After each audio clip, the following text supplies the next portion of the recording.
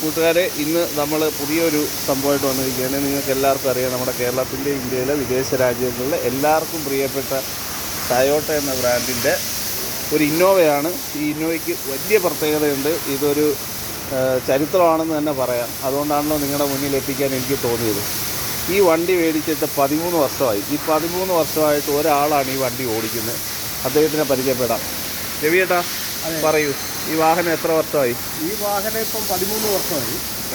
എത്ര കിലോമീറ്റർ ഓടി? 18 ലക്ഷം കിലോമീറ്റർ ഓടി. സ്വന്തം കൈ കൊണ്ട് ഓടി? സ്വന്തം കൈ വെച്ച്. അപ്പോൾ നിങ്ങൾ നാട്ടിൽ ലീവിന് പോകുമ്പോൾ ഇതാരും ഓടിക്കും? ഇത് ഇല്ല, അങ്ങനെ ഇട്ടേക്കത്തേ ഉള്ളൂ. കമ്പനി തന്നെ ഇട്ടേക്കത്തെ? ഒരു മാസം 15 ദിവസം 20 ദിവസം അങ്ങനെ ഇട്ടേക്കും. വന്നു കഴിഞ്ഞ് വീണ്ടും നമ്മൾ ഓടിക്കും. എന്താ ഇത്രയും കാലത്തെ ഈ ഡ്രൈവിംഗ് ജീവിതത്തിൽ ഈ വണ്ടിയെക്കുറിച്ചൊരു അനുഭവം പറയാനാണെങ്കിൽ? ഈ വണ്ടിയെക്കുറിച്ച് പറയാൻ അനുഭവം എന്നുള്ളത് ഒരുപാട് അനുഭവങ്ങളുണ്ട്. ഇതുപോലൊരു വാഹനം നമ്മൾ ഒരു 10, 35, 40 വർഷം കൊണ്ട് വണ്ടി ഓടിക്കുന്ന ആളാണ്. ഇത്രയും കണ്ടീഷനായിട്ടുള്ള ഒരു വണ്ടി വളരെ ബുദ്ധിമുട്ടാണ്. ടയോട്ട ആണല്ലേ? നമുക്ക് ഒരാളെയും കൂടെ പരിചയപ്പെടാം. ഇതാരാ രവിയേട്ടാ ഈ നിൽക്കുന്നത്?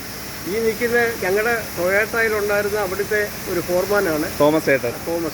ഈ വണ്ടിയും ഈ ചേട്ടനും തോമസ് ചേട്ടനും തമ്മിലുള്ള ബന്ധം എന്താ തോമസ് ചേട്ടാ പറഞ്ഞേ? ഞാൻ ഈ വണ്ടി ആദ്യമായിട്ട് ഫസ്റ്റ് സർവീസ് ചെയ്ത് മെക്കാനിക്കായിരിക്കുമ്പോൾ സർവീസ് ചെയ്ത് ആദ്യമായിട്ട് ഞാൻ തന്നെയാണ്.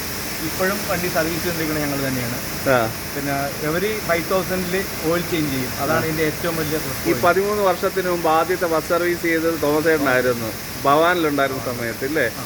ഇപ്പം വർഷങ്ങൾക്ക് ശേഷം ഈ വണ്ടി കാണുമ്പോൾ എന്താ തോന്നുന്നത്? ഇന്നും ഈ വണ്ടി ഫുൾ സ്ട്രെങ്തിൽ നിൽക്കുകയാണ്.